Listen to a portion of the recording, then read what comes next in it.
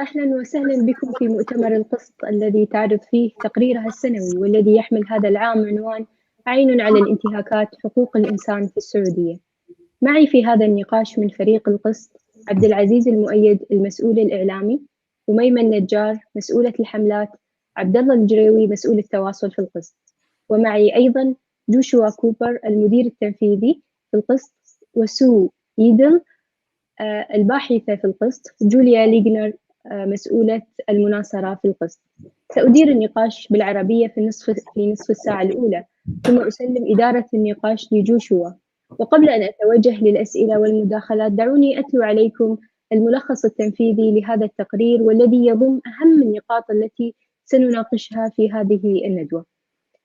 انتهى عام 2020 وانتهاكات السلطات السعودية لحقوق الإنسان بشتى الأشكال والوسائل مستمرة، ولكن الانتقاد الدولي لسجلها الحقوقي البائس تواصل وازداد مع عزوف قيادتها عن وضع إصلاحات ملموسة. ومع دخول العام الجديد يبدو أن ازدياد الضغط لن يتوقف، خصوصا مع انتهاء ولاية الإدارة الأمريكية التي تعهدت بحماية القيادة السعودية من المحاسبة. في هذا العام عقدت السلطات آمالها على انتهاز رئاسة مجموعة العشرين الدورية التي تولتها في 2020، واعتبرتها فرصة لتلميع سمعتها الدولية. ولكن هذا المخرج أغلقت حملات المنظمات غير الحكومية الدولية والنشطاء في المهجر، بتشجيعها العديد من الجهات الدولية على عدم التساهل مع هذه الانتهاكات. كان للجائحة الأكبر انتشاراً والأكبر أثراً في 2020 كوفيد-19 الأثر البالغ على الوضع الحقوقي في السعودية، خصوصاً فيما يتعلق بقضية الحالة الصحية للسجون. السجون منشآت مليئة بالمساجين، كثيرة الاكتظاظ، ينتشر فيها انعدام النظافة وتفشي الأمراض المعدية. وقد تسببت الجائحة بتعليق كافة الإجراءات القضائية لمدة 5 أشهر، وبقاء العديد من المتهمين محبوسين في هذه الأوضاع المزرية دون محاكمة أو إدانة. للأسف تعليق الإجراءات هذا لم يوقف حملات الاعتقال التعسفي التي استهدفت الناس لممارستهم الحق في التعبير عن الرأي وغيره من الحقوق الأساسية، لتتوسع دائرة القمع حتى في أوساط المسؤولين الحكوميين، وحتى في أوساط أعضاء الأسرة المالكة، ولأنه من غير الممكن أن تشمل أي عملية رصد كافة قطاعات هذه الدائرة لصعوبة الوصول إلى المعلومة للأسف. فما يقدمه هذا التقرير قد لا يشكل إلا لمحة عامة أو مؤشراً تقريبياً لتوجهات الوضع الحقوقي في السعودية. لعل أبرز الحالات وأشنعها والتي شهدناها في العام الماضي كانت وفاة المدافع عن حقوق الإنسان عبد الله الحامد، وذلك نتيجة لحرمان السلطات له من الرعاية الطبية الضرورية. الانتهاكات القديمة عادت بنفس الطريقة، من خلال جلسات محاكمة للعديد من معتقلي الرأي، والحكم على عدد منهم بالسجن على خلفية نشاطهم الحقوقي وحقهم في التعبير عن الرأي، مثل المدافعتين عن حقوق الإنسان لجين الهذلول ومي الزهراني، والكاتب عبد الله المالكي، والطبيب وليد فتيحي. وأما قضية مقتل جمال خاشقجي فانتهت محاكمتها الصورية بالحكم على 8 من المتهمين، بعضهم لم يعلن عن هوياتهم حتى الآن، في خاتمة فظيعة لمحاكمة افتقرت لأدنى درجات الشفافية، ولا يصح وصفها إلا بأنها استهزاء بالعدالة. من جهة أخرى تفاقمت ممارسات التهجير القسري هذا العام، فقد هجر آلاف من أعضاء قبيلة الحويطات في منطقة تبوك قرب البحر الأحمر، وذلك تهجيراً هذا التهجير كان تجهيزاً لمشروع مدينة نيوم الداخلة ضمن رؤية 2030 للتنمية الاقتصادية، وأجري التهجير بالضغط القسري والاعتقال التعسفي، وقد بلغت التجاوزات والتعديات قتل أحد الأهالي عبد الرحيم الحويطي برصاص قوى الأمن. أما الحرب في اليمن فقد دخلت سنتها السادسة في 2020، ولم يكن لإعلان وقف إطلاق النار المؤقت أن يوقف الاشتباكات، فقد استمرت عدد من الجبهات من ضمنها الضربات الجوية للتحالف بقيادة السعودية، والتي راح ضحيتها أعداد من المدنيين. حاولت السلطات السعودية تلميع صورتها من خلال إعلان بعض الإصلاحات في الأعوام الأخيرة، ولكن هذه المحاولات لم تبلغ أدنى المستويات المطلوبة، فقد أصدرت السلطات في هذا العام أمراً ملكياً عنوانه العريض إنهاء تطبيق حكم الإعدام تعزيراً على الأحداث، ومضمونه ثغرات تترك للقضاة منافذ عدة لفعل ذلك. ففيما يتعلق بحكم القتل، كانت السعودية لسنين طويلة قريبة لموقع الصدارة بين الدول المطبقة لحكم الإعدام، ولكن عام 2020 شهد انخفاضا كبيرا في عدد الإعدامات، وقد أصدرت هيئة حقوق الإنسان بيانا تصرح فيه أن ذلك ناتج عن مذكرة ملكية أرسلت للقضاء تقضي بمنع تطبيق حكم القتل في دعاوى تهريب المخدرات التي لا يدخل فيها العنف، ولكن هذه المذكرة لم تنشر رسميا للآن، أو أن هذا الانخفاض قد يكون نتج عن آثار الجائحة، أو قد يكون ردة فعل مؤقتة لإرضاء الرأي العام العالمي، فوتيرة تطبيق حكم القتل ازدادت قرب نهاية العام. إن النسق العام الملاحظ على تطبيق السلطات السعودية للإصلاح هو نشر العناوين البراقة دون التزام فعلي بما توحي به. يشهد عليه ذلك إعلان إلغاء نظام الكفالة، والذي كان في أكتوبر 2020، وهو النظام الذي يربط العامل المقيم بمواطن وكيل عليه، فالعنوان لا يتوافق مع المحتوى أبداً، والذي تملأه الثغرات ولا يمس أوضاع ملايين العاملات المنزليات، ليتماثل في ذلك مع إعلان إنهاء نظام الولاية، ومحتواه تخفيف بعض القيود المفروضة على النساء، فنظام الولاية على المرأة ما زال قائماً على قدم وساق يعيق حياة ملايين النساء في السعودية. وحتى السعودية في محاولتها استغلال استضافة قمة مجموعة العشرين لتلميع صورتها لم تفلح، وذلك بسبب تعبئة المجتمع المدني الدولي وصناع القرار والنشطاء في المهجر، ما فاقم الضغط الدولي على السلطات في الأشهر السابقة للقمة التي انتهى بها الأمر أن عقدت افتراضيا بسبب الجائحة، وانسحب منها عدد من رؤساء بلديات المدن الأمريكية والأوروبية من قمة رؤساء المدن، وصوت البرلمان الأوروبي لتخفيض مستوى حضوره في القمة. وفي أكتوبر 2020 فشلت السلطات في مسعاها للحصول على ولاية إضافية في مجلس حقوق الإنسان للأمم المتحدة. من المحتمل أن الإصلاحات التي أعلنتها السلطات والأحكام المسيسة المخففة على بعض النشطاء البارزين كان دافعها مخاوفها من هذه الضغوطات، وخصوصا ما قد يحمله تغير الإدارة الأمريكية من انتهاء الحصانة المطلقة التي قدمتها الإدارة السابقة.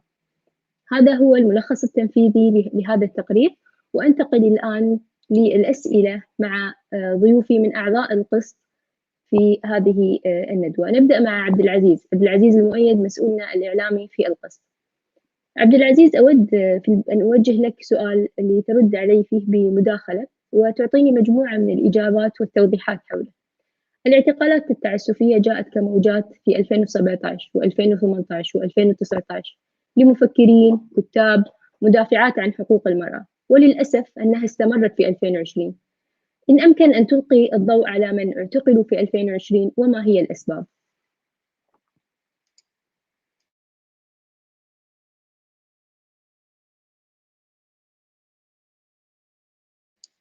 عبد العزيز لو تسمعني أنت مصمت.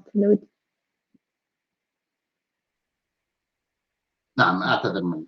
أهلا وسهلا فيك وفي ضيوفنا الكرام ومشاهدينا الكرام، يا أهلا وسهلا فيكم. طبعا بالنسبة للاعتقال التعسفي، للأسف استمرار السلطات السعودية في سياسة استهداف كافة الأصوات الناقدة بالاعتقال التعسفي والملاحقة وقمع حرية التعبير والاحتجاج.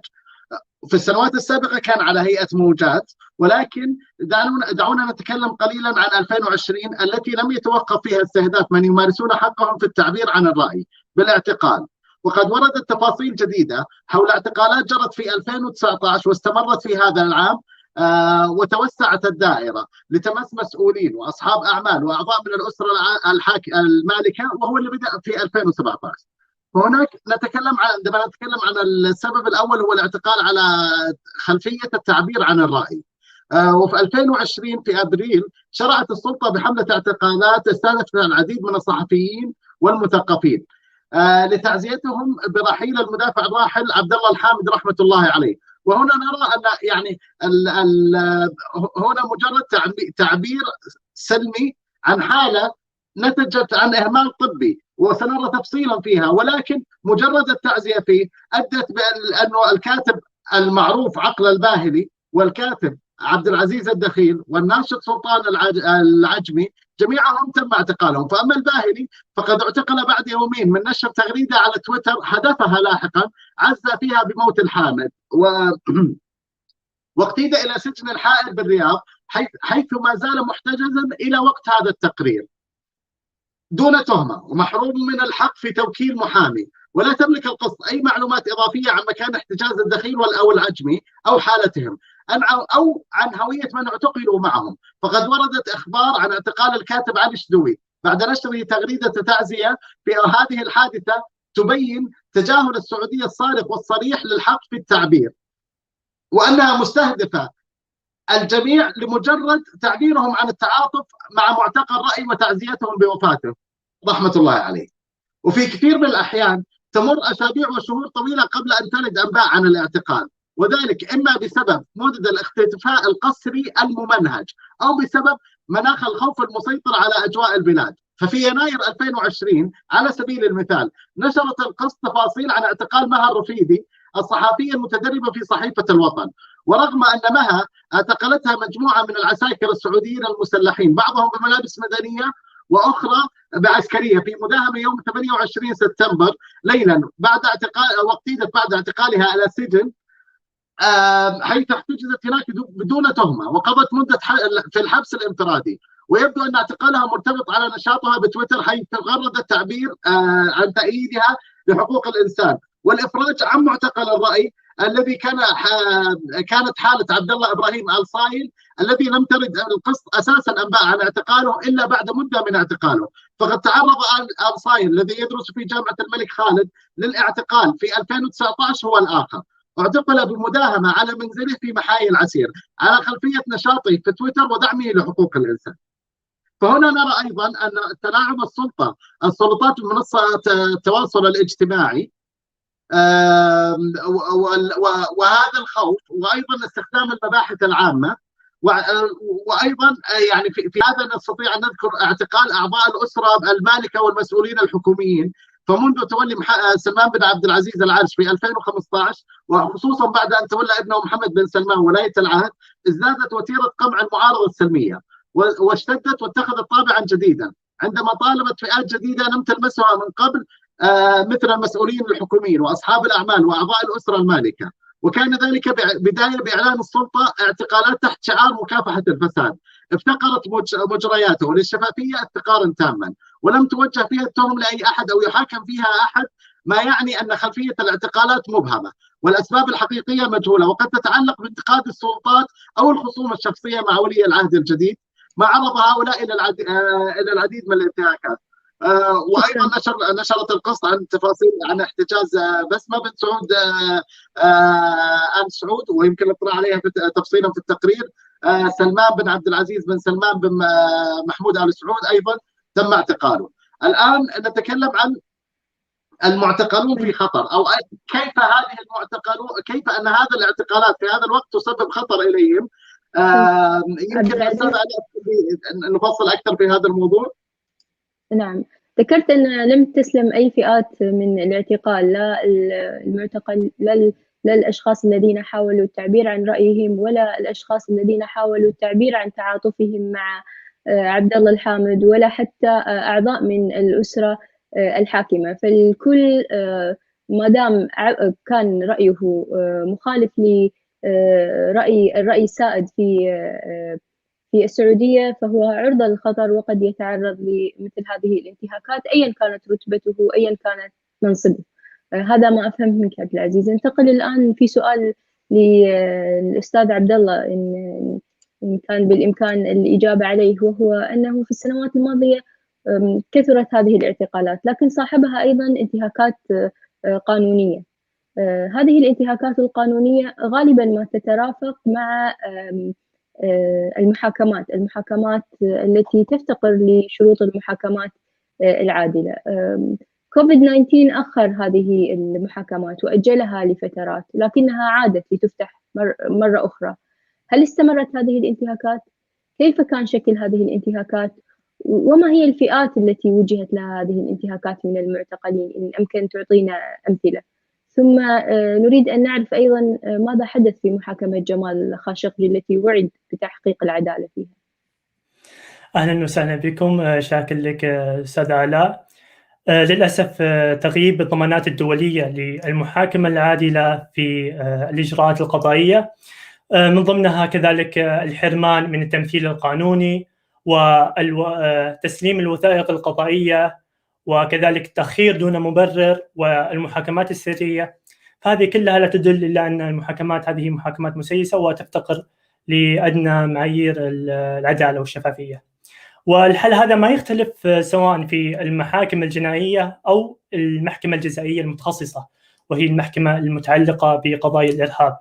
واستمر الانتهاك للأسف لسجناء الرأي في محاكمات غير عادلة طوال العام المنصرم حتى في ظل هذه الجائحة، وحكم على عدد منهم بالسجن على خلفية أنشطتهم السلمية وممارستهم حقهم بالتعبير عن الرأي.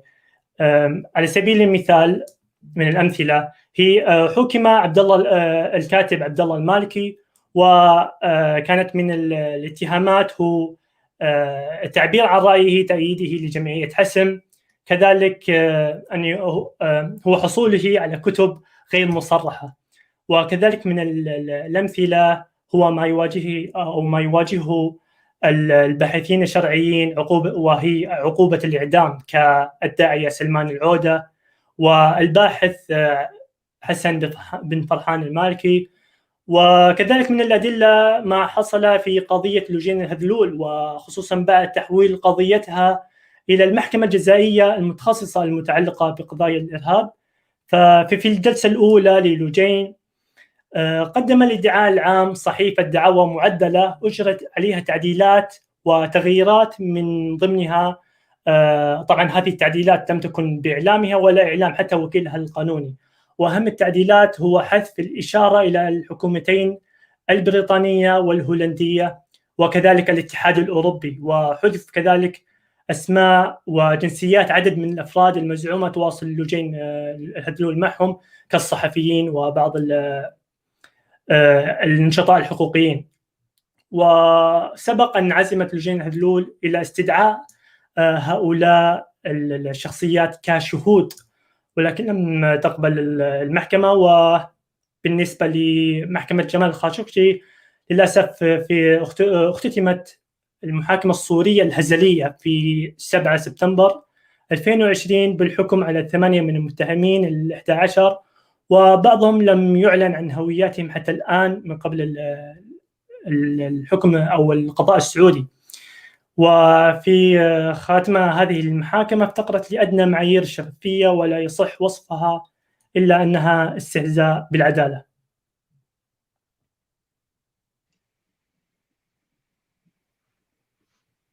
شكرا لك عبد الله. إن أمكن أن أوجه سؤالي مرة أخرى للأستاذ عبد العزيز. أستاذ عبد العزيز، كنت تختم حديثك بالحديث عن أن هناك كثير من المعتقلين في خطر. ربما أبرز الحالات التي شهدناها، وكما يعني الخسارة الكبيرة للمشهد الحقوقي في السعودية، هو المدافع عن حقوق الإنسان عبد الله الحامد نتيجة للإهمال الطبي. الموضوع الطبي كان الأبرز في هذه السنة. كيف يتعرض المعتقلون للخطر، خاصة بأنهم في النهاية في مؤسسة تحت رحمة سجانيهم؟ فما هي المخاطر التي يواجهونها؟ إن أمكنك تسليط الضوء على بعض هذه المخاطر. طبعا للأسف نحن الآن نلاحظ نسق يبدأ من لحظة اعتقال المعتقل واستخدام الإخفاء القسري كأداة منهجية، ثم نتكلم عنه زميلي عبد الله من سوء المحاكمات والتأثير السياسي فيها، ثم نأتي الآن لظروف هذه يعني هذا كله نسق يدل على محاولة سوء استخدام للسلطة وحرمان للحقوق لهؤلاء الناشطين. في السعودية تحتجز بين جدران السجون في السعودية العديد من معتقلي الرأي والمعتقلين تعسفيا إثر موجات القمع والاعتقال المتوالية تتلوها المعاملة القاسية وغير الإنسانية والمهينة، من حرمان من الرعاية الطبية والتواصل مع العالم الخارجي. والمثال الأفظع على سياسة الممارسات العقابية هو وفاة المدافع عن حقوق الإنسان البارز رحمة الله عليه عبد الله الحامد في أبريل 2020 نتيجة المعاملة القاسية المزمنة والحرمان من الرعاية الطبية الضرورية أثناء الاحتجاز، إلى جانب حالة أخرى يشوبها الغموض وهي قضية وفاة الصحفي صالح الشيعي في 2020 أيضا بعد شهرين من الإفراج غير المتوقع عنه من السجن. كان لجائحة كوفيد أن أعادت تسليط الأضواء على حالة عموم السجناء وظروف احتجازهم في السعودية من اكتظاظ وبيئة قذرة تضاعف المخاطر على صحة السجناء وسلامتهم، وكلها أمور لم تتخذ السلطات السعودية أي خطوات جدية لمعالجتها أو تخفيفها، فلم تفرج عن السجناء الذين لا يشكلون خطرا على العامة مثل سجناء الرأي المحرومين أصلا من التواصل مع ذويهم وأصدقائهم لمدة طويلة. وإذا أردنا أن نفصل قليلا في قضية عبد الله الحامد، عبد الله الحامد وهو المثال الأفظع لسياسة المعاملة القاسية والخطيرة التي تنتجها السلطات السعودية. توفي في 23 أبريل 2020 في مستشفى مدينة الملك سعود الطبية إثر تعرضه لجلطة دماغية في 9 أبريل بعمر يناهز 69 عاما، وقد كان في حالة صحية حرجة في السجن لشهور طويلة لمعاناته من مرض في القلب، ما استلزم إحالته إلى المستشفى. وفي بداية 2020 حيث خلص الأطباء وقتها إلى حاجته الملحة لعملية قسط للقلب، ولكن السلطات السعودية تجاهلت الرأي الطبي وعادته إلى السجن وأخبرته أنه سيجري العملية في شهر رمضان أواخر مايو أو أوائل يونيو.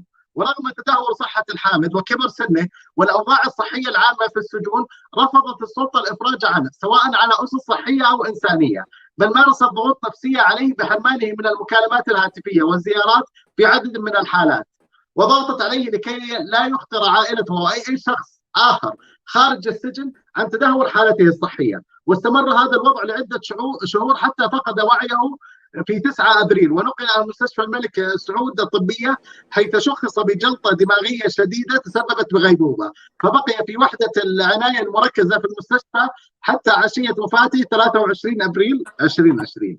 طبعا هي سلسلة.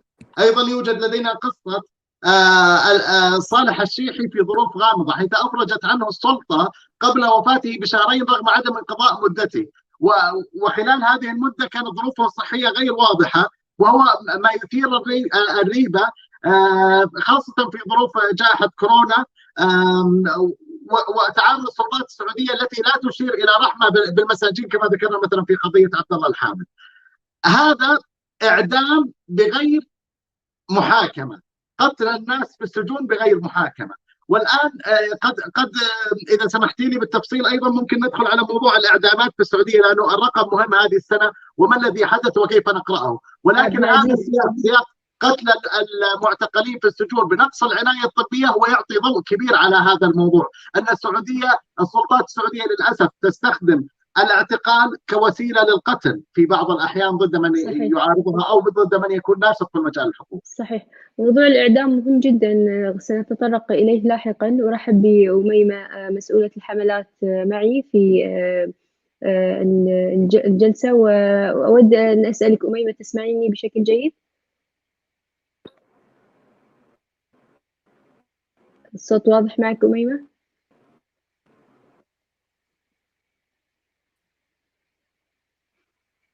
يبدو أن الصوت غير واضح. مرحبا. مرحبا أميمة، مرحبا بك معنا في المؤتمر. هناك سؤال أود توجيهه لك، وهو حول الطريقة التي تحاول السلطات السعودية بها تلميع ملفها أو تغييره أو محاولة أن تجعل الكثير من الأنظمة التي تدعي بأنها أصلحتها وسيلة للتحدث ولتلميع ملفها أمام المجتمع الدولي.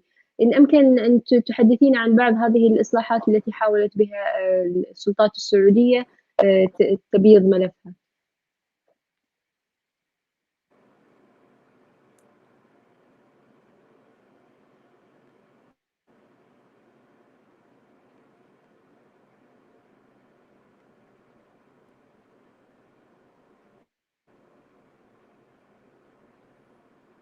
تسمعيني أنا؟ أيوة الصوت واضح، أسمعك. سمعتي السؤال؟ ما سمعت السؤال الحين، الصوت واضح بس إذا طيب. كان ممكن. السؤال كنا نتحدث عن المحاولات التي تقوم بها السلطات السعودية لتبييض ملفها من خلال إذا كان ممكن تكتبينه لأن الصوت ضعيف شوي. طيب إذا سأنتقل بسؤال إلى عبد الله ومن ثم أكتب لك أثناء إجابته هذا السؤال. عبد الله، ننتقل لموضوع مهم كنت أود أن أحدثك عنه بشكل خاص، لأن قمت برصد بعض الحالات التي واجهت تهجير بالنسبة لبعض القبائل اللي موجودة في شمال تبوك. ما أسمع نهائيا، الصوت عندي جدا ضعيف ويقطع. إذا بس ممكن تكتبين لي ممكن يكون أسهل. أو أنا صوتي واضح؟ صوتك واضح يا أميمة. سأنتقل أولا لعبد الله وبعد ذلك أعود لك حتى نعالج موضوع الصوت والموضوع التقني.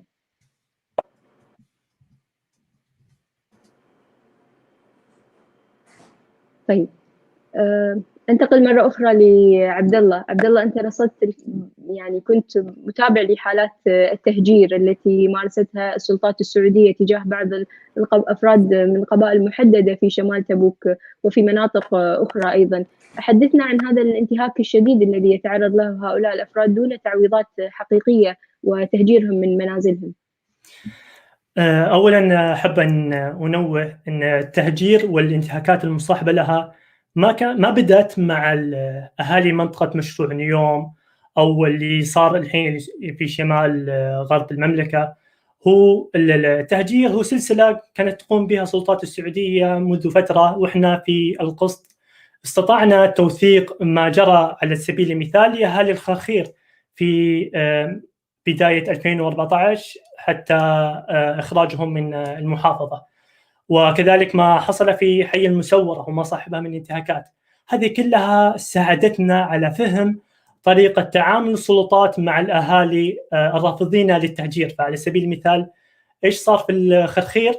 ممكن ناخذ كذا نقطة سريعة، إنه حينما رفضوا أهالي الخرخير التهجير القسري، قامت السلطات السعودية باستخدام أسلوب آخر، وتفاجأ أهالي محافظة خرخير الرافضين للتهجير أن المستشفى العام في المحافظة لا يوجد به كوادر طبية، كذلك المدارس لا يوجد بها المعلمين. فلقد نقلت السلطات جميع طاقم الطبي والمعلمين من المحافظة إلى مناطق أخرى، فأصبحت المنطقة خالية من جميع الخدمات وخالية من المعلمين والأطباء، وحتى الدوائر الحكومية كلها أغلقت وتم نقلها إلى مناطق أخرى. فبهذه الوسيلة اضطر الجميع إلى التهجير أو الهجرة من المنطقة إلى محافظات أخرى.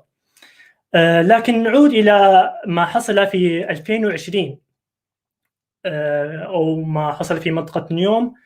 بدأت مع بداية أول يوم من 2020، فلقد افتتحت السلطات العام الجديد على أهالي خريبة وشرمة وقيال، اللي هي مناطق اللي تعتبر منطقة مشروع نيوم، فبإعلامهم بنيتها الإخلاء القسري لحاجتها لهذه الأراضي لصالح المشروع. ورغم اعتراض الأهالي على القرار وعقدهم تجمعا علنيا حول القضية في 7 يناير، ذهب مسؤولو لجان وزارة الموارد البشرية والتنمية الاجتماعية للمنطقة خلال أسبوعين، وحصل اجتماع مع أهالي المنطقة. أهالي المنطقة قالوا أو عبروا عن رفضهم للتهجير. فما الذي حصل؟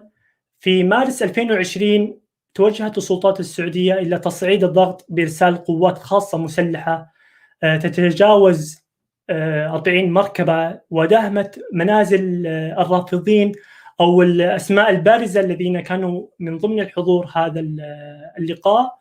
وكان إيش الهدف من المداهمة والاعتقال هذه المجموعة؟ هو تخويف عموم الناس وإكراههم على الذهاب إلى اللجان والموافقة على الإخلاء المجحف بحقوقهم.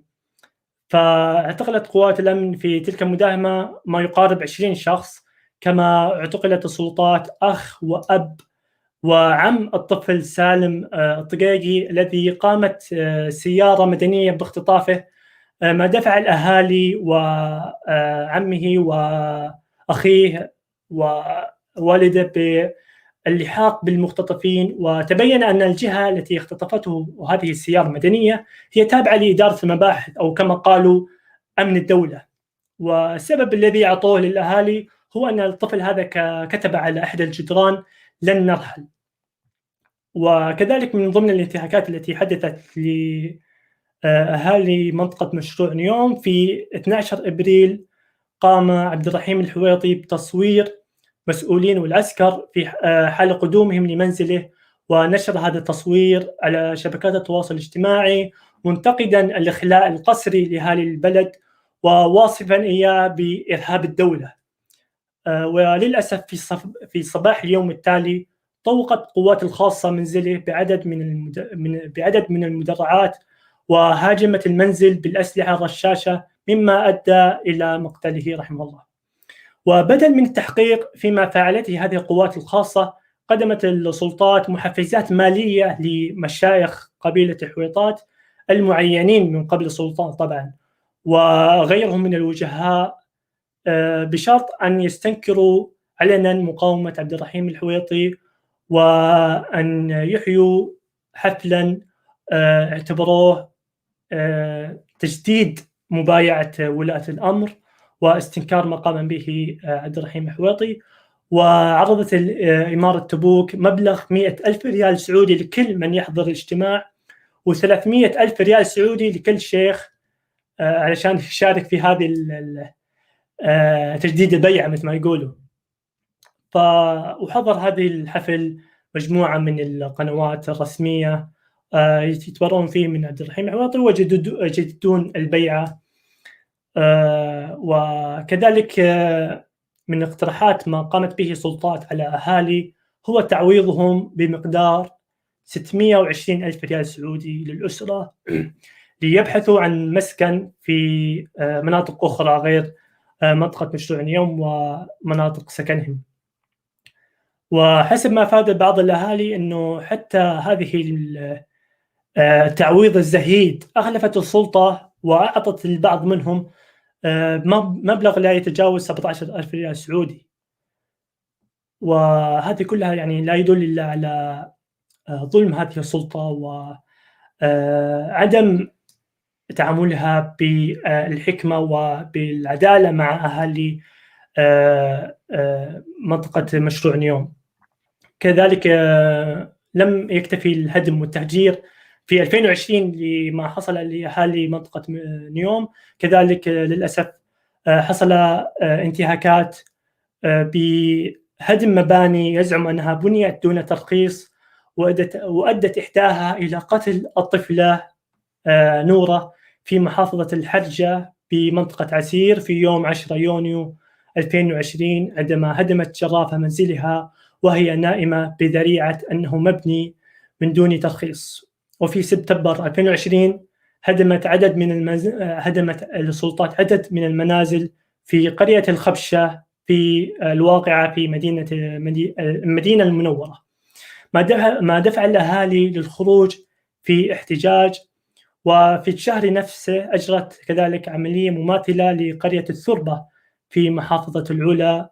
وكذلك في أكتوبر 2020 هدم منزل في محافظة دوادمي، وكانت هذه العمليات قد أجريت بذريعة أن هذه المباني تشكل تعديات على الأراضي الحكومية. ولعل هذه الأمثلة ليست إلا غيظا من فيض انتهاكات ارتكبت بحق الناس من هدم وتهجير دون إعلام مسبق. وربما سيستمر هذا الانتهاكات ما دامت أن السلطة لم تنضم للمعاهدة الدولية للحقوق الاقتصادية والاجتماعية والثقافية التي تلزم أعضائها باحترام حق المسكن اللائق. شكرا عبد الله. هذه حقائق صادمة للأسف. لا يمكنك أن تبني مدينة تتوقع منها أن تكون مدينة متقدمة ومدينة حضارية على دماء أطفال وأبرياء وبتعويضات بسيطة جدا مقارنة بالمبالغ المصروفة على حجم هذه المدن الضخمة الكبيرة. أعود لك عبد العزيز في يعني أريد منك سبب واضح سبب كانت السعودية أو يعني تصدرت السلطات السعودية السنة الماضية تقريبا 148 حالة إعدام أو لم أكن مخطئة، وهي تعد من أكثر حالات الإعدام على مستوى العالم. ثم في 2020 بلغت هذه الحالات 27 حالة. هذا الانخفاض الهائل وهو يعني يحتاج إلى إجابة واضحة. لماذا حدث هذا الانخفاض؟ ما هو التغير الذي حدث في القوانين المتعلقة بالإعدام؟ ونريد منك تبدأ عن موضوع الإعدام في السعودية. ميوت عبد العزيز إذا ممكن. تاريخيا السلطات السعودية للأسف كانت تحتل مراتب متقدمة في أعلى إعدامات تنفذ، لكن السنة السابقة شاهدنا انخفاض كبير. يعني نحن نتكلم عن 27 حكم بالإعدام. طبعا هذا ليس رقم قليل، وكل إعدام تنفذه هذا السلطات هو رقم كبير، ولكن ما سبب هذا الانخفاض؟ هو طبعا رقم جيد، ونحن نحبذ أن تنخفض الأرقام وأن لا تعود للارتداد، ولكن المشكلة أن هذا قد يكون أثر غير مقصود لجائحة كورونا، حيث توقفت المحاكم وتوقفت الكثير من الإجراءات، فقد يكون هذا أحد الأسباب. طبعا مذكرة أعلنت عنها هيئة حقوق الإنسان، ولكن لم تنشر التفاصيل. يعني تقول أن تعليق عقوبة الإعدام على جرائم المخدرات هذا قد يكون أيضا مؤثر. وأخيرا نتيجة الضغوط الدولية التي شهدتها السعودية، وخاصة المرافقة لقمة ال20، قد تكون أيضا سبب في انخفاض هذا العدد. وفي أبريل 2020 أعلنت هيئة حقوق الإنسان السعودية أن الملك سلمان أصدر أمر بيقضي بإلغاء حكم القتل تعزيرا بحق الأحداث، ولكن ما نشر يعني فيه ثغرات، ولم ينشر نص القرار الحكومي الأمر الملكي نفسه. فانخفاض يعني الانخفاض هذا لابد ان نذكر مثلا بعض الحالات. احنا ورد للقسط 24 حاله من اصل 27 اعلنت عنها السعوديه. ولكن مثلا يوجد قضيه مثل قضيه عبد المحسن الغامدي الذي اعدم في 8 ابريل 2020 رغم انه اعتقل عندما كان قاصرا. طيب، لنضع الامور في نصابها. من تولي الملك سلمان هناك اكثر من 800 شخص اعدموا داخل المملكه العربيه السعوديه. في عام 2015 كان العدد 158، في عام 2016 كان 154، في عام 2016 164، ثم في 2017 150، 2018 158. فهنا نلاحظ أن هناك نمط للسلطات السعودية ويرتفع، وهو أرقام مرتفعة جدا. ونحن نخشى أنه بغياب المحاكمات النزيهة أن يعود الرقم هذا للارتفاع مرة أخرى، وقد يكون أكبر في 2021 لتعويض الإعدامات التي لم تتم. فهذا من المبكر أن ننظر بتفاؤل لهذا الرقم، وأن كنا ونشجع السلطة السعودية أن توقف الإعدامات. أتكلم أن السعودية أسس التطبيق ينطلق في السعودية من تقدير القضاء للعقوبة المناسبة على الأفعال، هذا هو التعزير، ولا يحدد أي نص نظامي صريح عقوبتها. وتستند الحكومة السعودية، تزعم أنها تستند على القرآن والسنة، ولم تضع قانونا جنائيا تاركا مجال كبير للتعسف في الأحكام. ورغم رفض أغلب علماء الدين لتطبيق حكم القتل تعزيرا، فإن السلطات السعودية تمنح هذه الأحقية للقضاء ليفرضوها حسب تقديرهم الشخصي. الحالة الأخرى وهي القصاص، وهو التي يعني ينزل فيها حسب نص القرآن كعقوبة للقتل المتعمد. الحدود تستهدف جرائم محددة نصت عليها الشريعة الإسلامية حسب تفسير السلطات السعودية لها. في 26 أغسطس 2020، وبعد سنوات من الضغط السياسي، طلب الادعاء العام إعادة النظر في أحكام القتل التي صدرت بحق علي النمر وداود المرهون وعبد الله الزاهر على خلفية أنشطة تزعم السلطات السعودية قيامهم بها وهم قصة، ولكن حكم القتل بحق نمر النمر ما زال نافذا ولم يتراجع عنه.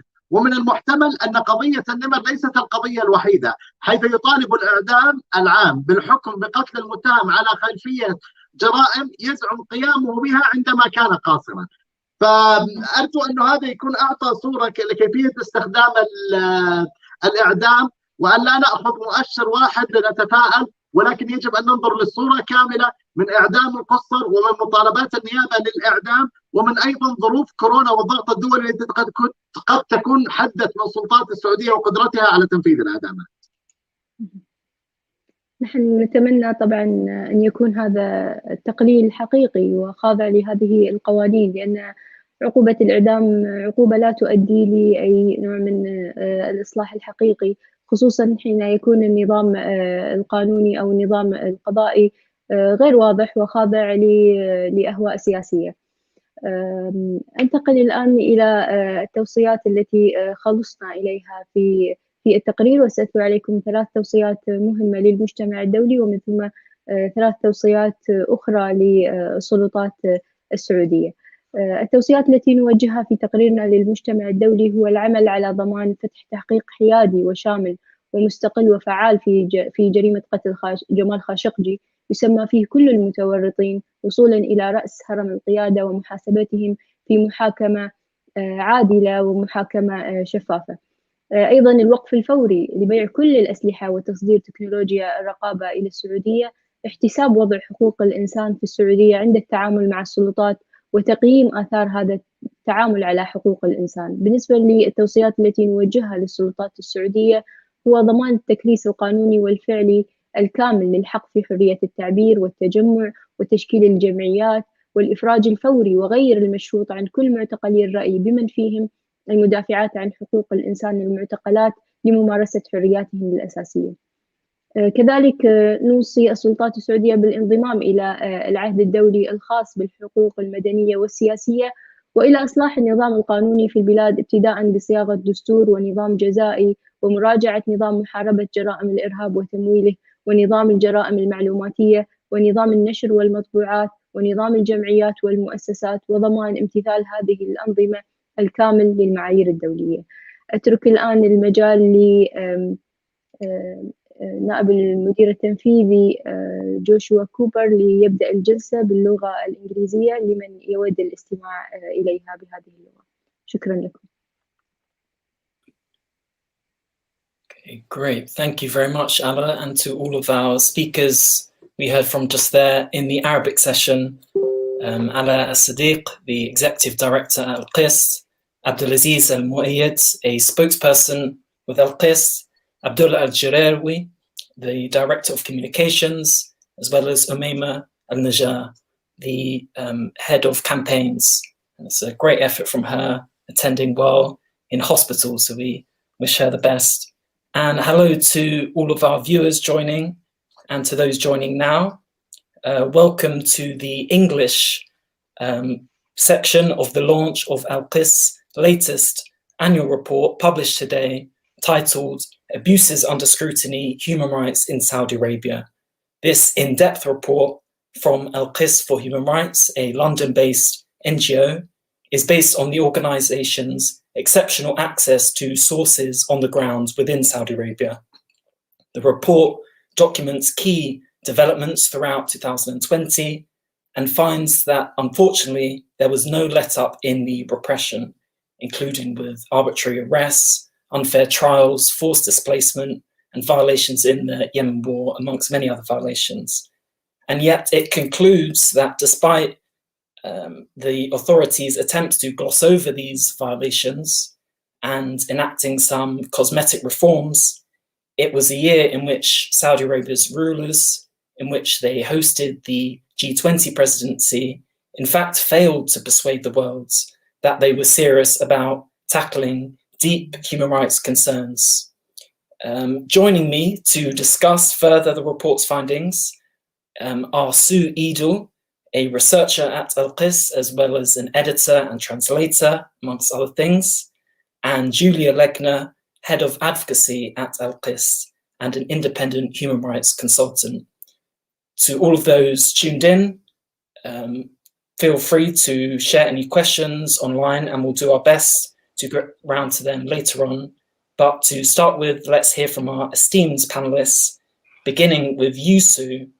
What have been some of the key developments on the ground in Saudi Arabia throughout the year that this report highlights? Thank you, Josh, and hello, everyone. Well, what we clearly saw in 2020, and we've shown in detail in the annual report, is that the gap between the authorities' rhetoric of reform and the reality of repression on the ground remained as great as ever. They continued to make arbitrary arrests for trivial or sometimes unknown reasons, often just for exercising the right of free speech, for example, commenting on the spread of the coronavirus. A number of people were arrested apparently just for that. Or expressing condolences over the death of a prisoner of conscience. We documented 4 people who had done nothing worse than that to become arrested. The people targeted included various social media figures, clerics, government officials, and even members of the ruling family, the Al Saud, as well as ordinary people who maybe just wanted to make a point on TikTok.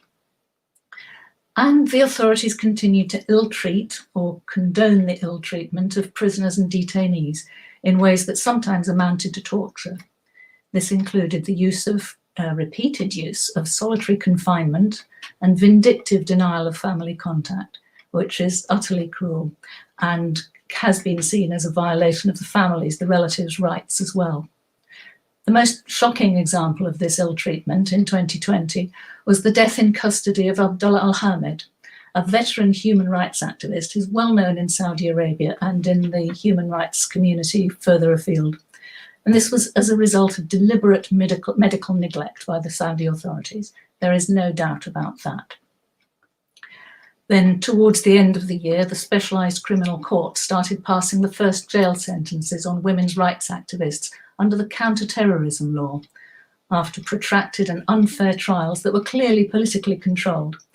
This is another thing we're going to want to talk more about in a few minutes when we get into the discussion, as this whole issue is becoming a massive diplomatic embarrassment for the authorities, and yet they seem determined not to lose face by accepting that these women had the right to peacefully campaign for change, changes that in some cases, that the authorities then quietly introduced. An interesting development was that the number of executions carried out in 2020 was sharply down on previous years, possibly to as few as 27, we think, compared with 185 in 2019. So this Al-Qist opposes the death penalty and would like to see Saudi Arabia abolish it, or at least declare a moratorium while working towards abolition. But clearly 27 executions is a great improvement on 185. So that's a hopeful sign. But there's actually no evidence yet that this is the start of a new trend. And in fact, executions picked up again in December and January after a gap of a few months. So I think we might discuss this further as well.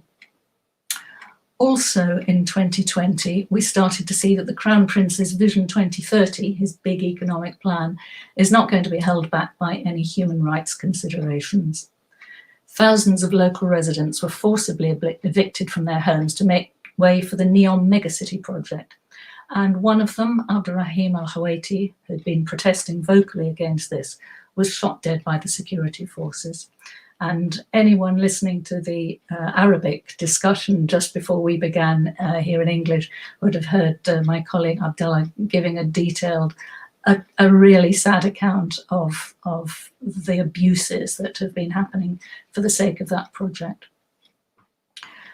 Meanwhile, in the courts again, the sham trial for the murder of Jamal Khashoggi was officially wrapped up in September, so they declared, when the courts commuted the death penalties passed on 5 of the 11 defendants to prison terms and confirmed present sentences on 3 of the others, thus rounding off a complete travesty of justice, carried out in secrecy, leaving justice still not done and those ultimately responsible still not held to account. So the authorities talk the talk about reform and human rights, but you'll find from our annual report that throughout 2020, their multiple abuses and violations continued unabated. And there I'll hand back to you, Josh, to hear some more from Julia. Okay, thank you very much, Sue, for that detailed and succinct outline on some of the violations on the grounds, pointing to a pretty dire situation in terms of ill treatment and the sentencing of women's rights activists, but also, interestingly, noting a drop in executions. And these, amongst others, I'm sure our points will come back to later on. But in the meantime, I will turn to Julia Legner. And Sue just then has outlined some of the violations we saw on the grounds. How, if at all, do the authorities attempt to whitewash these abuses? And are they successful at that? Thank you very much, Josh, and hello, everyone. Well, to start off, in 2020, Saudi Arabia held the presidency of the group of the 20 largest world economies. And the Saudi authorities viewed its presidency and the G20 summit in November of last year as an opportunity to boost its image or whitewash its image and woo international friends and investors, and not to forget also to re-establish Mohammed bin Salman on the world stage after the gruesome killing of Jamal Khashoggi. Luckily, many members of the international community did not play along. So over 220 civil society organizations from around the world decided to boycott the G20 civil society engagement process. And in response to campaigning by a large international NGO coalition, the mayors of London, Paris, New York, and San Francisco pulled out of the Urban 20 summit of the global city chiefs.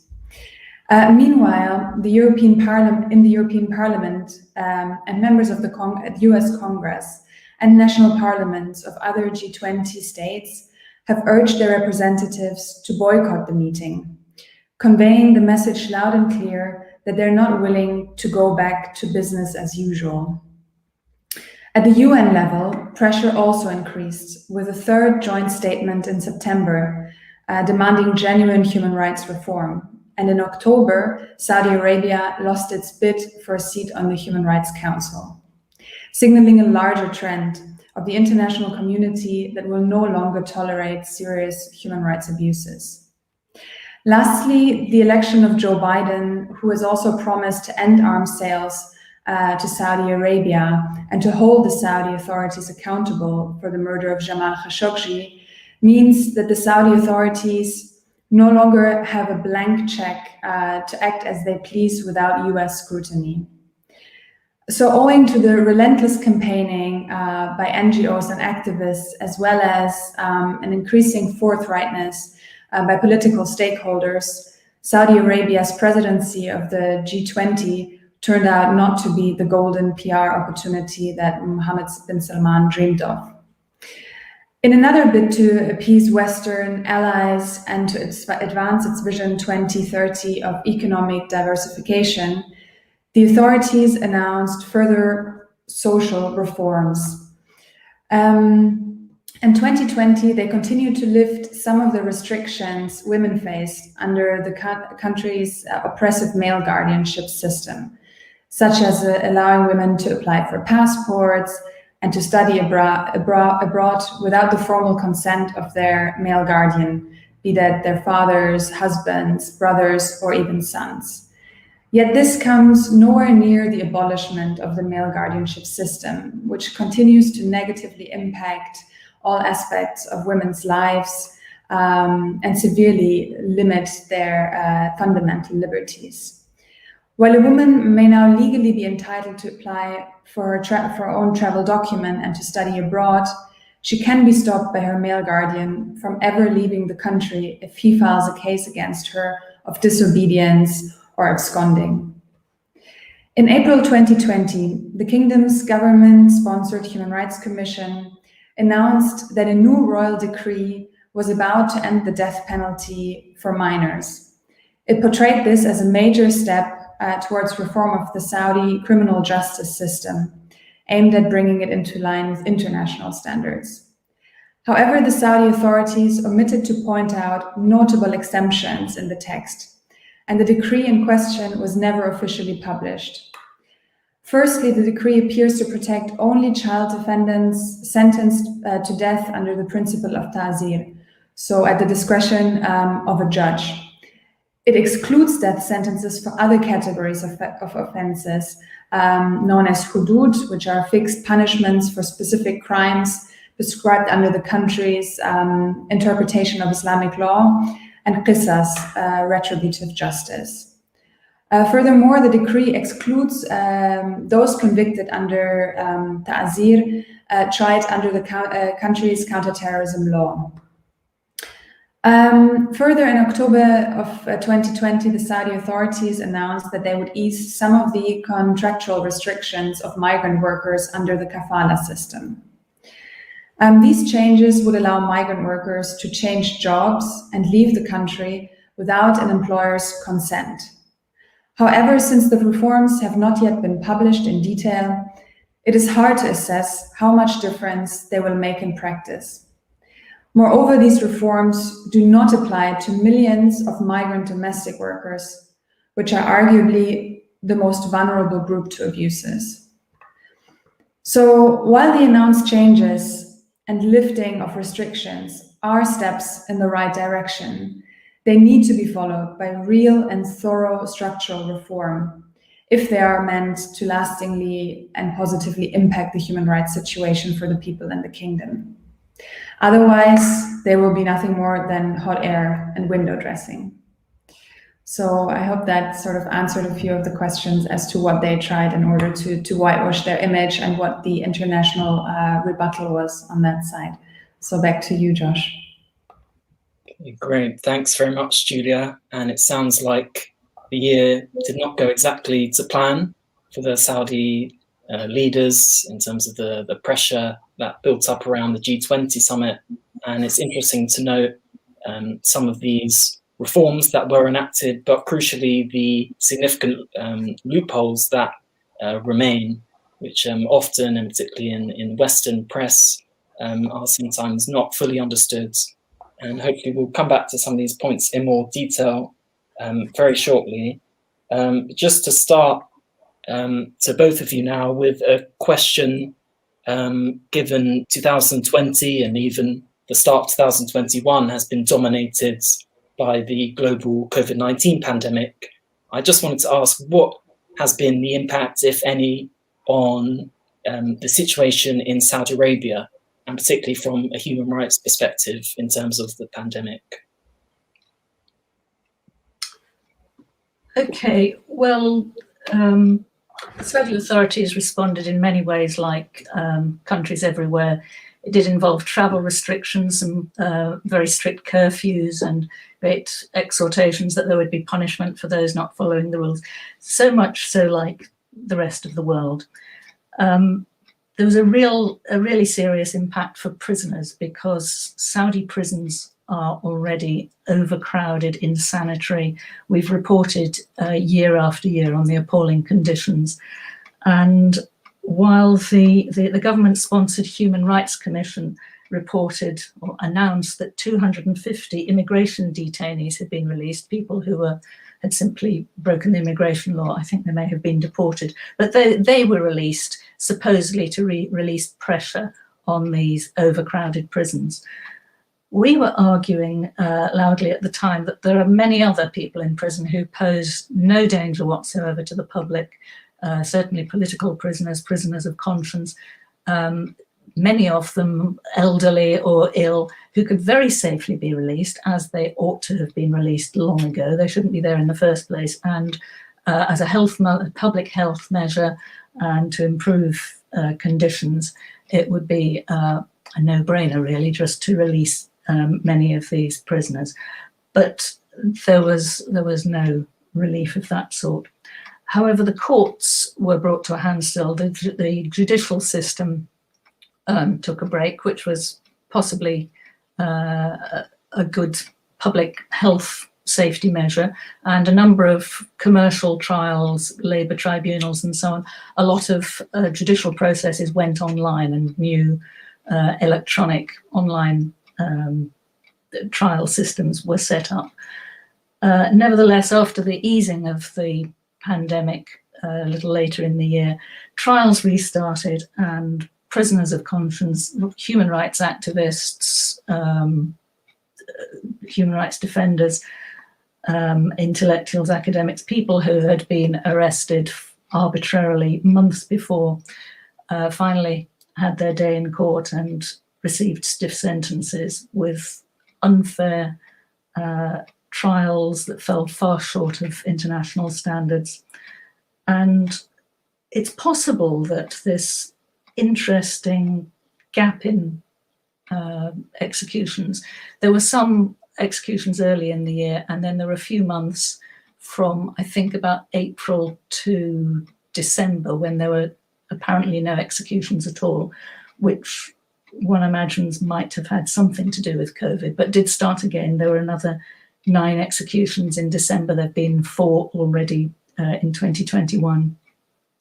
So that looks as if that might have been a COVID-related change. What else on? Those, I think, are the main impacts that we can attribute to the pandemic. Okay, that's very interesting. And it sounds then like the authorities maybe used COVID as an excuse in terms of treatment of prisoners and denial of contact. Yes, that we could debunk, because we have heard from prisoners that they did say that it would be unhealthy for families to be able to make visits. However, certain political prisoners or prisoners of conscience were consistently denied all family contact, including phone calls. I don't think anyone has yet shown that the coronavirus makes it dangerous to have family contact by phone call. And indeed, some of the prisoners who were punished in this way, it's clearly punitive, because they reported that many other prisoners in the same prison were continuing to have their family contact, whereas they had been singled out and deliberately denied that family contact. So that is clearly a form of abuse and not a health measure.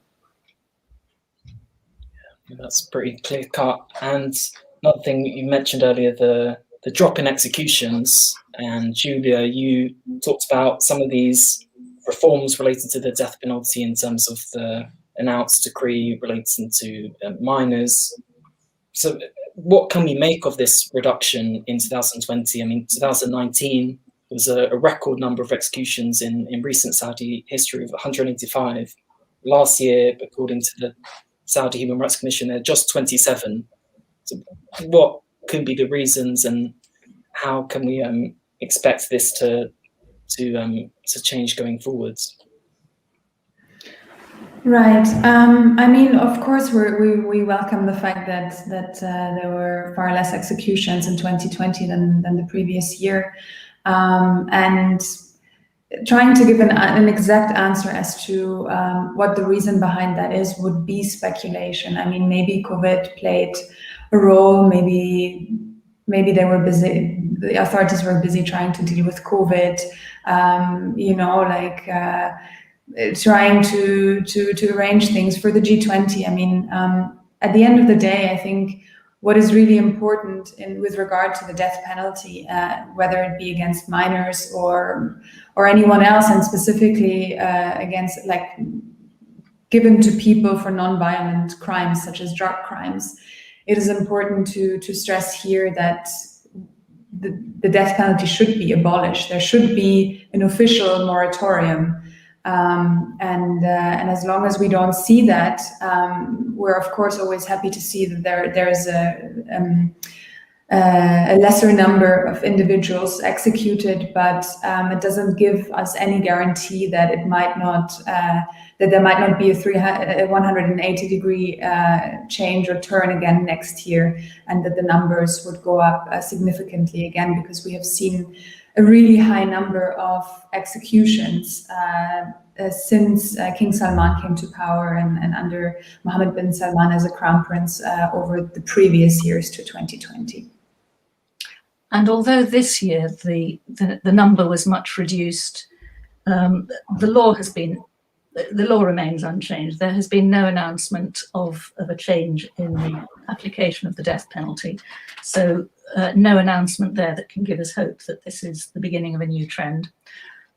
We did have, actually, in January, retrospectively, an announcement from the government-sponsored Human Rights Commission that there had been some decision. It was suggested that there would no longer be executions. The death penalty would no longer be applied for drugs-related crimes. And indeed, in past years, up to almost 50% of executions had been for mainly for foreigners on drug-related charges. The curious thing about that is there has been no official announcement of any such policy change. Certainly not. It would have been very interesting if we'd been told at the beginning of 2020 that this new policy was going to be applied, and then we could watch and be delighted to see that this was coming to pass. Instead, we've had there may be other reasons, we don't know. It does appear that drug-related crimes have not led to actual executions. We also realise that there may be many death sentences not yet carried out. There may be many people who have still been sentenced to death that not yet had their executions take place. And the courts are continuing to pass death sentences. There was, in the last couple of days, there has been another one by judge's discretion, ta'ziri. Okay, thanks. That's very useful to know. And I guess a few reasons for us to be cautious about this drop in the number of executions, the factor of COVID, maybe after the G20, and now with judges crucially still having discretion to apply the death penalty. Exactly, yeah. And now to jump to another point that was mentioned earlier, towards the end of the year, we saw women's rights activists who had been facing prolonged trial for many months without any progress then, were brought to trial in several sessions and were sentenced, including Lujain al-Hathloul and Mia Zahrani. I mean, how can we view this sentence? On the one hand, they have been sentenced on the basis purely of their human rights activism, but the conditions of the sentence mean that they could be released, although facing conditions sometime early this year, perhaps next month. But how can this sentence be understood? Do you want to have a go at that first, Julia? Sure. I mean, I think what we really could see in the trial of the women human rights defenders is that they were severely flawed trial proceedings, a trial that kind of at times shifted from the specialized criminal court and anti-terrorism court to the regular criminal court and back. So the jurisdictions just changed without any apparent reason. And then at the end of the day, the public prosecution demanded 20 years in prison for Lujain's case. And we have a result of 5 years and a few months with a suspension of the sentence so that she and also Maya Zahrani will be released most likely and hopefully in the next month or in spring of 2021. So while we hope that they will be released as soon as possible, it brings up a few questions, as you rightfully said. I think a very clear statement that needs to be made is that they should not have been sentenced. They're not guilty, they're innocent. The charges refer solely to their peaceful human rights activism. But I think that the fact that the verdict has been as such can be attributed to the fact that the cases of the women human rights defenders have really gained a lot of international attention over the last years. And I think there has been increasing pressure by political stakeholders from around the globe on the Saudi authorities to release these women. They should have been released immediately, unconditionally, but I think the pressure has helped, and also the change of administration in the US might have played a factor that the authorities then decided for that sentence in a way sort of finding a middle ground between trying to keep their faces, but also giving in a little bit into the international pressure and not wanting to deal with these demands by Western allies, or not being confronted with these demands at all times by their Western allies. Could I add 2 points to that? One is that, as Julia points out, there's been a great deal of international pressure, and they want to keep the support of the Americans. But this does demonstrate that the judiciary is not independent. In fact, it was laughable when the Saudi ambassador to the UK in the run-up to the G20 summit, where the Saudis were trying to look at their glossiest, best, and their most modern and their most reformed. He speculated about whether it was really worth keeping these women human rights defenders locked up, and whether it might be just worth undoing some of the diplomatic damage by releasing them. And this was an extraordinary idea, that the foreign ministry, that the government should be deciding what to do with defendants in a trial. It really did take the lid off the claim that the judiciary is independent. That is one of the areas that gives rise to many human rights abuses. And one other point about the women being innocent, having been well within their rights to defend and advocate for women's rights and human rights more generally. So I believe that Lujain and possibly some of the others intend to appeal.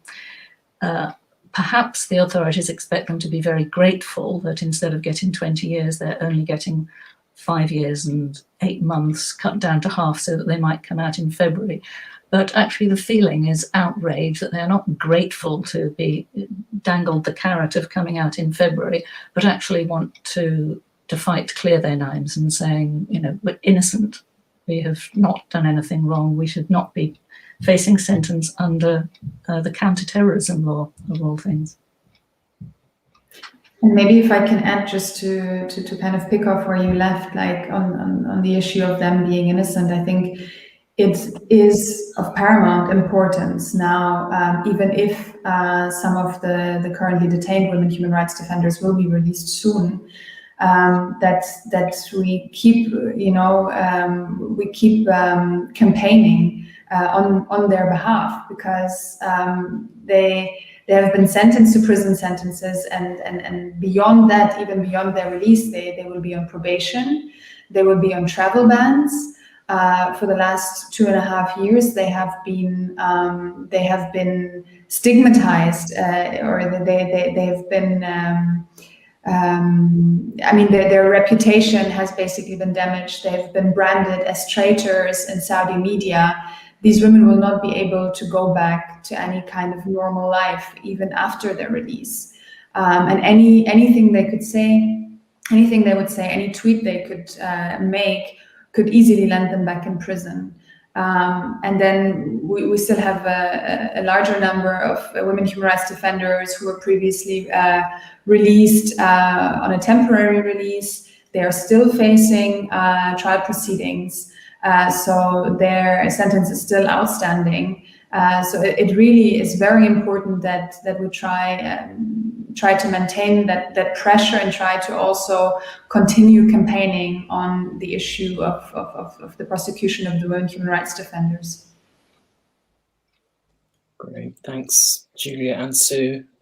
That's quite a damning indictment on the authorities, and the fact that these trials are so politicized and run according to political fiat. But I guess at the same time, while that's a sorry state of affairs, it means that international pressure and external advocacy can have a bearing on these trial procedures, which are no means over.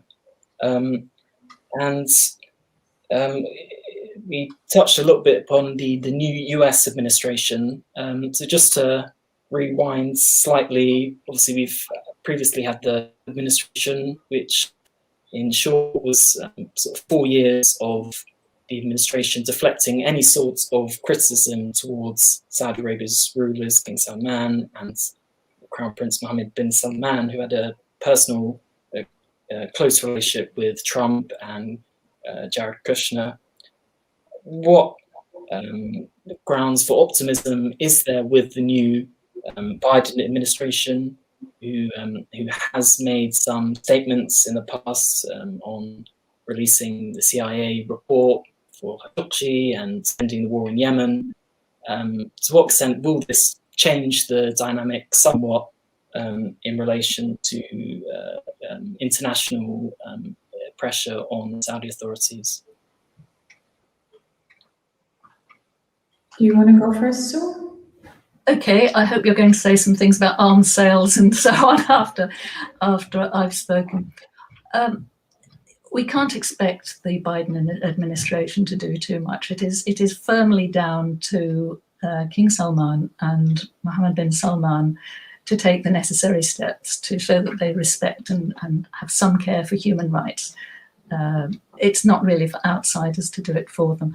Nevertheless, the very fact, the very prospect of a transition of power in the United States has already clearly rattled MBS, and it does seem very likely that this has had an effect on the sentencing of the women human rights defenders. It's very important to MBS to have the support of the Americans, and he will really, really want it. The one thing is the desperate need for foreign investment from around the world, and the G20 was very largely angled towards attracting foreign investment, making it look like Saudi Arabia was a good place to do business. And the Trump administration was promising billions in arms sales and contracts and so on. If that dries up, that will be a great disappointment, and MBS will want to hold on as much as possible to the business connections, but also the political support for his regional ambitions with regard to Iran and Iranian activity in the region and normalization with Israel. Trump has been a great supporter and cheerleader for MBS's foreign policy ambitions. And Joe Biden is not going to be as supportive. He's probably going to be too busy to pay enormous attention to the Middle East region initially, but MBS will be feeling very uncomfortable and very wary that he won't get the unquestioning support he had under Donald Trump. Julia.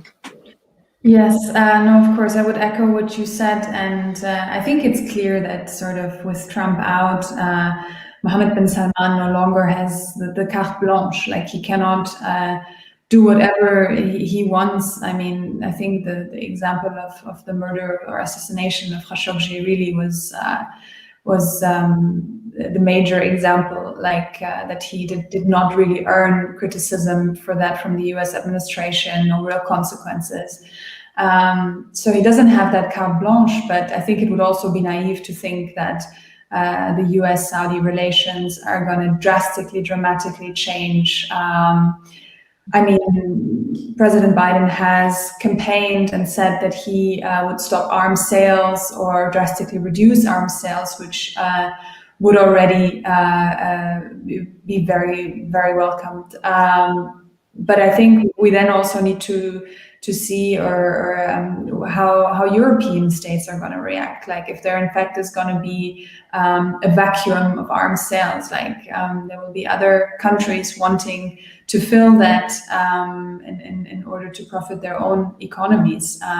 So I really hope to see better cooperation between the US administration and Europe, sort of multilateralism, a joint plan as to how to deal with the Saudi authorities. And of course, the war in Yemen, it's a catastrophe. I mean, it has to end as soon as possible. So we remain hopeful, I believe, that there will be positive change with the Biden administration, and we will keep pushing for it.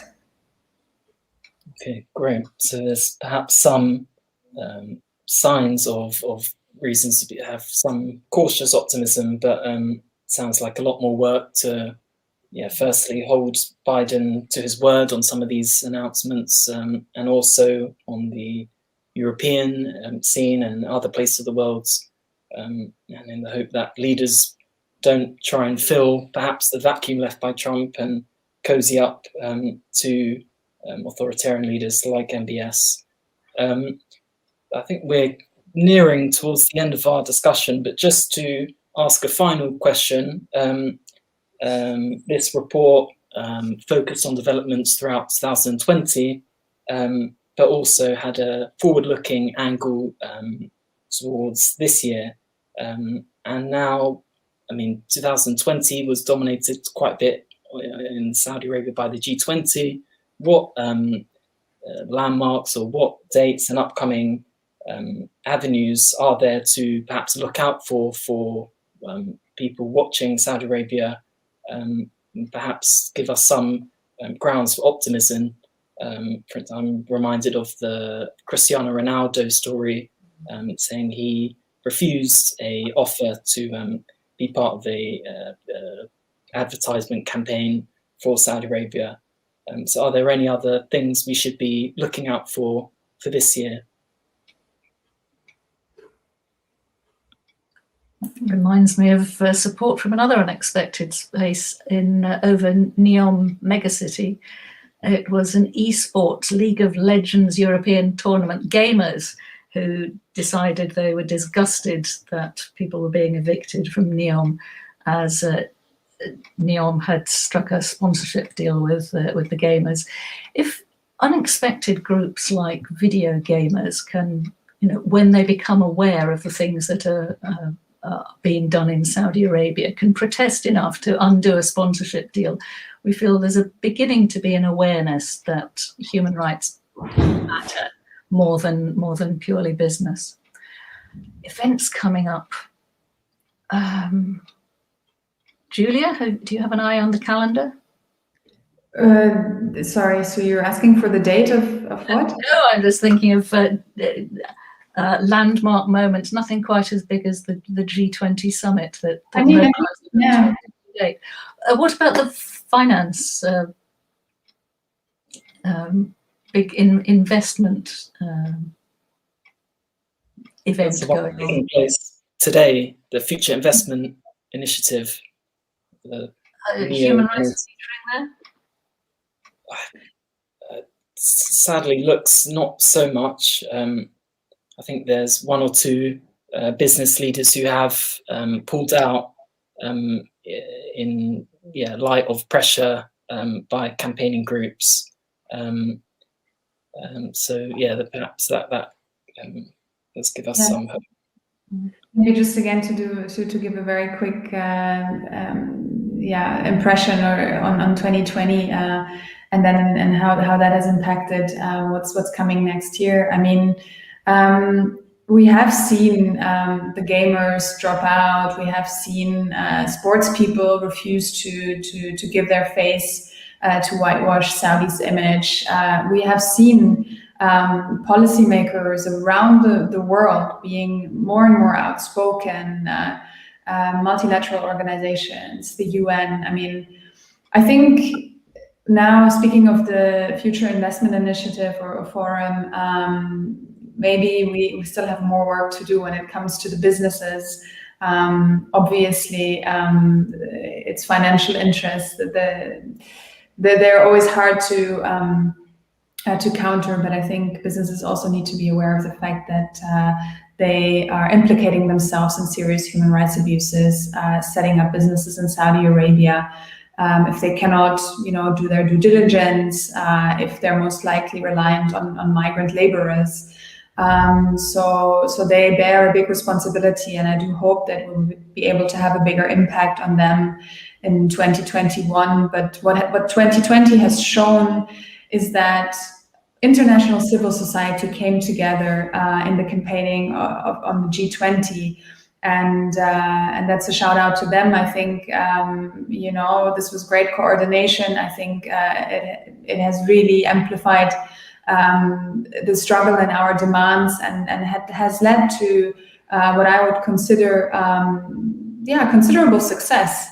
And also at the same time, I think we're seeing Saudi diaspora and activists in exile being more and more united to offer an alternative to the narrative by the Saudi authorities, and coming together to formalize their demands. So I see a couple of very positive trends when it comes to the mobilization of pro-human rights forces in the diaspora, and so hopefully, together we'll be able to continue campaigning and to have even more impact. lasting impact, structural impact this year. I'm glad you brought us back at the end to Saudi Arabia and the Saudi people themselves, and how many Saudi human rights activists, they keep locking people up, and there keep being people who want to speak out and to criticize and have their comment and have their say. And although many are now exiled and in the diaspora, as you point out, there are forces abroad, activists, amazing people who are doing the work, and it's a privilege really to be partners with them and to be supporting the amazing efforts that are happening. So that is an optimistic way to look forward to 2021, I hope. Certainly is. And on that rare, more optimistic tone, it's probably a good time to end the discussion. Thank you very much to Sue Edel and Julia Legner for your insights. Thank you to all of those who tuned in live, and to those who may be watching this later on. And we encourage you to read the Al-Qisط report for yourselves. It's quite in-depth, but there's an executive summary and summary of each section. So we look forward to hearing your thoughts. And thank you to our panelists in the first section, to our Al-Qisط team members, a sign of the strength of Saudi activists in the diaspora and from the Gulf. And we hope to see you all sometime soon. Thank you very much. Thank you.